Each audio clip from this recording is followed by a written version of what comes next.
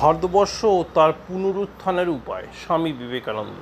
যদি এই পৃথিবীতে এমন কোনো দেশ থাকে যাকে পুণ্যভূমি নামে বিশেষিত করা যেতে পারে, যদি এমন কোনো স্থান থাকে যেখানে মানুষের ভেতরে ক্ষমা, দয়া, পবিত্রতা, শান্তভাব প্রভৃতি সদ্গুণের বিকাশ সবচেয়ে অধিক পরিমাণে হয়েছে, যদি এমন কোনো দেশ থাকে যেখানে সর্বাপেক্ষা অধিক আধ্যাত্মিকতা ও অন্তর্দৃষ্টির বিকাশ হয়েছে, তবে নিশ্চিতভাবে বলতে পারি সে আমাদের ভারতভূমি, এই ভারতবর্ষ। ভারতের ইতিহাসে কেউ এমন একটি যুগ দেখিয়ে দিন দেখি যে যুগে সমগ্র জগৎকে আধ্যাত্মিকতা দ্বারা পরিচালিত করবার মতো মহাপুরুষের অভাব ছিল। কিন্তু ভারতে কার্যপ্রণালী আধ্যাত্মিক। সে কাজ রণবাদ্য বা সেনাবাহিনীর অভিযানের দ্বারা হতে পারে না।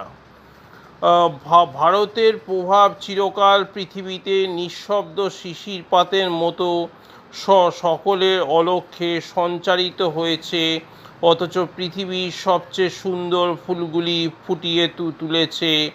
আমাদের মাতৃভূমির প্রতি জগতের ঋণ অপরিসীম। খ্রিস্টধর্ম যখন কল্পনাতেও উদ্ভূত হয়নি, তার অন্তত ৩০০ বছর আগে আমাদের ধর্ম সুপ্রতিষ্ঠিত। বিজ্ঞান সম্বন্ধে একই কথা। প্রাচীন ভারতবর্ষের আরেকটি দান বৈজ্ঞানিক দৃষ্টিসম্পন্ন চিকিৎসকের দল।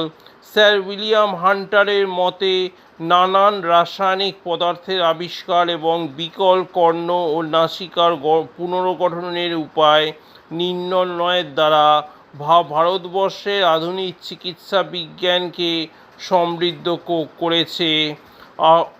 অঙ্কশাস্ত্রে ভারতের কৃতিত্ব আরও বেশি।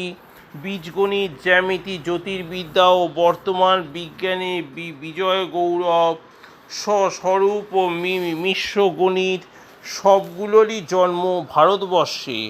বর্তমান সভ্যতার ভিত্তিপ্রস্তর স্বরূপ সংখ্যাদর্শকও ভারত মনীষীরাই সৃষ্টি। 10টি সংখ্যাবাচক দশমিক ডেসিমাল শব্দ বাস্তবিক সংস্কৃত ভাষার শব্দ। দর্শনের ক্ষেত্রে আমরাও এখনো পর্যন্ত অন্য যে কোনো জাতির চেয়ে অনেক উপরে আছি। প্রসিদ্ধ জার্মান দার্শনিক শোপেনহাওয়ার একথা স্বীকার করেছেন। সঙ্গীত ভারতকে জগৎকে দিয়েছে প্রধান 7টা সুর এবং সুরের 3টি গ্রাম সহ স্বরলিপি প্রণালী। ভাষাবিজ্ঞানের ক্ষেত্রে এটা এখন সর্বসম্মত যে আমাদের সংস্কৃত ভাষা যাবতীয় ইউরোপীয় ভাষার ভিত্তি। সাহিত্যের ক্ষেত্রে আমাদের মহাকাব্য, নাটক অন্য যে কোনো ভাষার শ্রেষ্ঠ রচনার সমান। জার্মানির শ্রেষ্ঠ কবি আমাদের শকুন্তলা নাটক সম্বন্ধে সংক্ষিপ্ত মন্তব্য বলেছেন যে এতে স্বর্গ ও পৃথিবী সম্মিলিত। ঈশপস ফেবল নামে প্রসিদ্ধ গল্পমালা ভারতেরই দান, কারণ ঈশপ তার বই এর উপাদান নিয়েছিলেন একটি প্রাচীন সংস্কৃত গ্রন্থ থেকে, অ্যারাবিয়ান নাইটস নামক বিখ্যাত কথাসাহিত্য। এমনকি সিন্ডারেলা ও বরবটির ডাঁটা গল্পেরও উৎপত্তি ভারতেই। শিল্পকলার ক্ষেত্রে ভারতই প্রথম তুলো ও লাল রঙের উৎপাদন করে এবং সব রকম অলঙ্কার তৈরিরও বিশেষ দক্ষতা দেখায়। চিনি ভারতেরই প্রথম তৈরি হয়েছিল।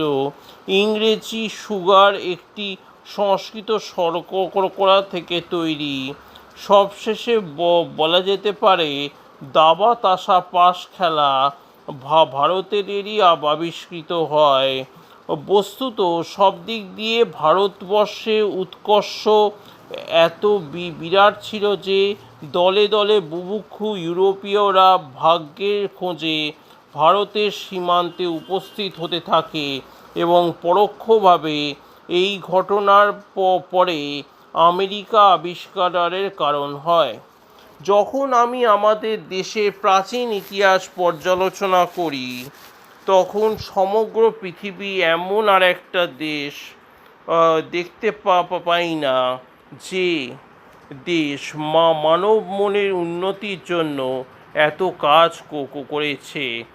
এই কারণেই আমি আমার জাতিকে কোনো রকম নিন্দা